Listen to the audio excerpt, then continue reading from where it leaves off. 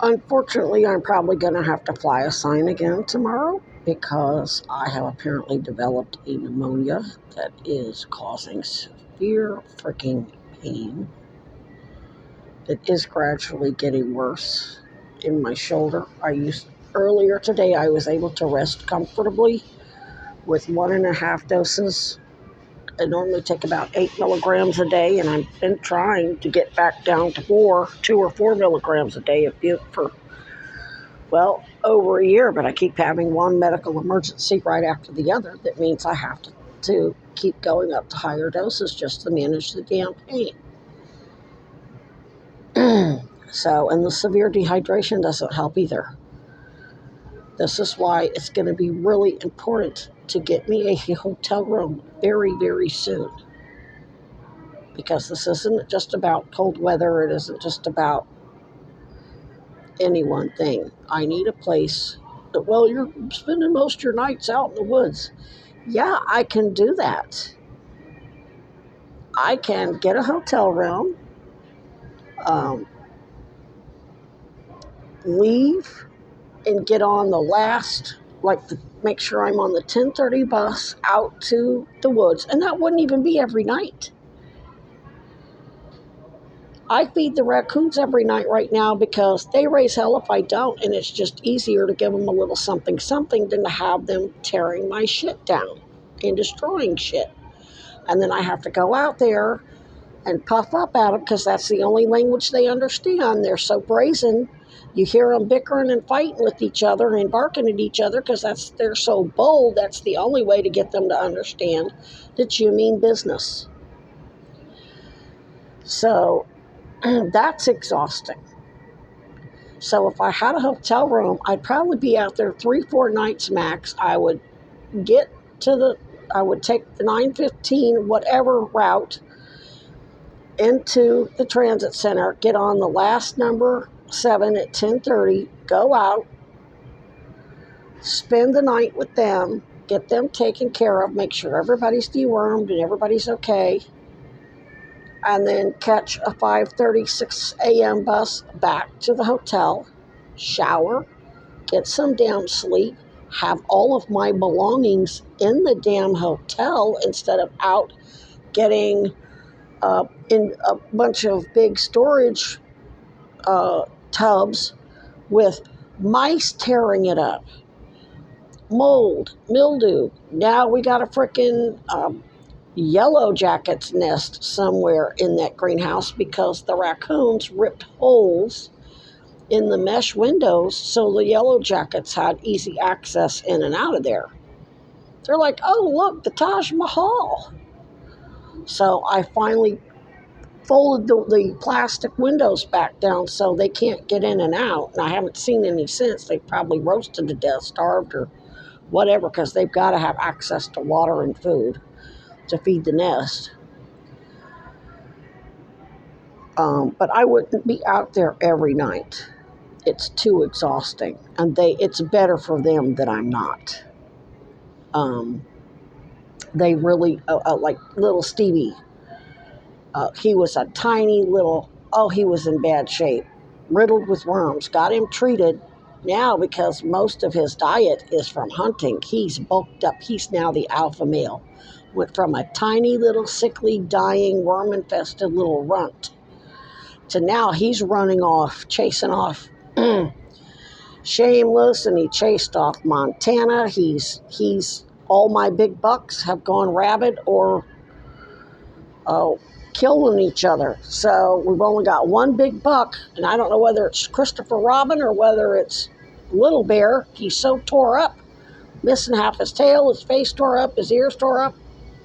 I'm going to have to look at the videos and analyze his facial features to see whether it's Little Bear or Christopher Robin. Buddha's around, but now those yearling males are going to be establishing who the alpha male is and who runs things. So, but anyway, my point was that it's better for them to eat most of their diet. Dolly, however, is so damn imprinted on me that when I run her off and make her go take the kids hunting, she cops an attitude. You can see it in her face. She's like, whatever. I need to get it on film. It just shows how freaking smart they are. The fact that she keeps everybody, when I signal to her and make her get away from the tent, not leave the whole area, but just get off the tent. And she doesn't hear, she's used to hearing my speaker, my YouTube videos on blast. They're used to hearing noise and whatever. And when they hear me snoring and don't hear any noise and no lights, they know I'm resting. And so she keeps all the rest of them off the tent so they're not stomping on the roof trying to get in. She keeps everybody off. And that exhausts her. So that's half the reason why she's so danged exhausted. But that's how intuitive she is.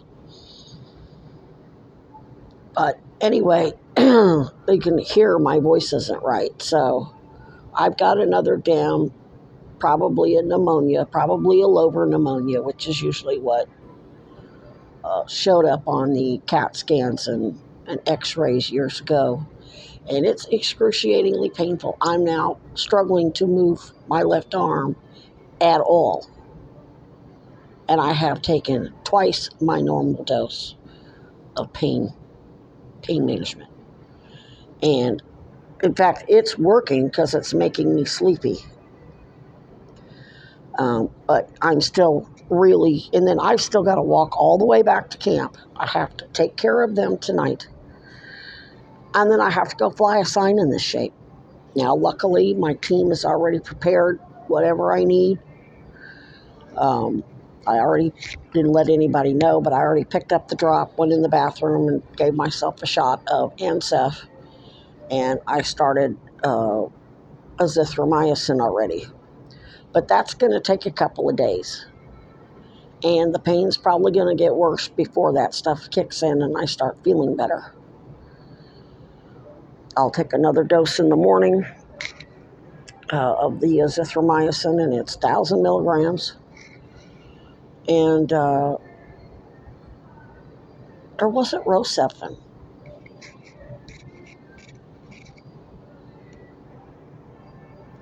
It don't matter. I got a shot. I had to give myself a shot in the butt of antibiotics. As a phlebotomist, I know how to do that. I used to have to give shots when I worked as a temp at a geriatrics doctor's office. I don't remember how often. I didn't work there very often, but I remember having to give flu shots and shit like that. I know how to do IM shots. So I wanted to put this out there because a lot of people really came through and were so generous. You more than took care of me until payday so that I could rest and stay cool. And I felt that I owed you an explanation as to why I'm going to have to go back and out and fly a sign again. I'm still got to put money on my bus card. I'm really not eating much. I got a bag of potato chips. I had some peanut butter tortillas. Eating is not good when you have respiratory issues. You don't want a full stomach. It can really cause it to be worse. So I'll be eating light. I probably won't be eating much. I got to go buy a thing of bottled water. No, I wasn't able to get out on the buses today and go out and get good water somewhere for free. So I got to buy a thing of bottled water for my Gatorade. And then tomorrow I'm probably going to have to go out and fly a sign again to make sure I've got enough money for everything I need. Just to be able to function in spite of all of this damn pain and the heat. I need to go get ice. I need to go get cold water. That's really important. That's another reason why I'm dehydrated. I have been forgetting to get ice and get it in my cooler. And I've only been drinking maybe 1 bottle, maybe 2 bottles of Gatorade a day, and I should be drinking close to a gallon. Is what I normally drink. But when it's hot, because it's sitting in the tent and it's hot outside, you don't want to drink the shit. It makes you nauseated. So I'm trying to force fluids, basically. But I just wanted to put that out there so everybody knows I'm not taking anybody for a ride. I'm not being stupid with my money. I'm being as conservative as I possibly can and still function. So, point is, a hotel room, a lot of this would not be an issue. If I had a hotel, I would save so much money. I could buy a damn e-bike, and one of those like 3-wheelers with a comfortable seat, so the buses wouldn't even be much of an issue. I really need to do laundry. I got no fresh drawers. All I got is cotton, and that's hotter than all my moisture wicking good underwears. I need to wash it because it's been so sweaty. I think I need to wash more t-shirts too, and my shorts. You just sweat so much that everything is drenched in sweat. They get stinky fast. And I'm wiping down 2 or 3 times a day. So, if you see me out there flying a sign, it's just, I shouldn't have to be doing that. But this pneumonia is kicking my ass. I'm having to hold my arm like this to keep it as comfortable as possible. The pain is all right here. It hurts to the damn touch, all up in my neck. Moving it at all, just, I can't even begin to tell you how. It's like having an ice pick stabbing you in the armpit. It's like sciatica, but down your arm and your neck.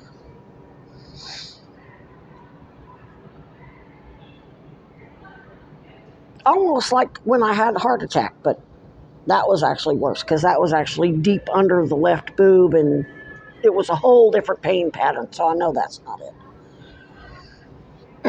And I can promise you, even with you all blowing up all this Epstein stuff, those doctors will be as obtuse as Trump and all his boneheaded, all these news people and congressional people that are trying to now say that Ghislaine Maxwell was a victim and they're going to pardon Ghislaine Maxwell.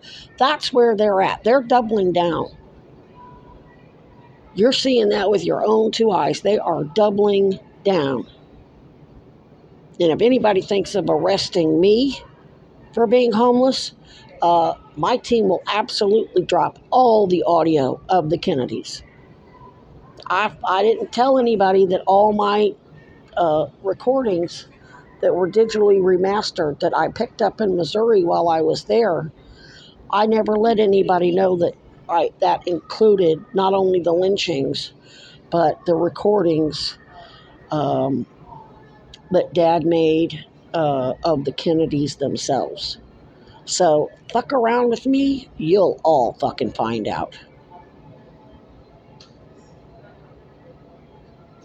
We won't wait for DOJ. Right now, you guys are counting on that being kept under wraps until Hochul's DOJ or Kuzi decides to take possession, ask for it, and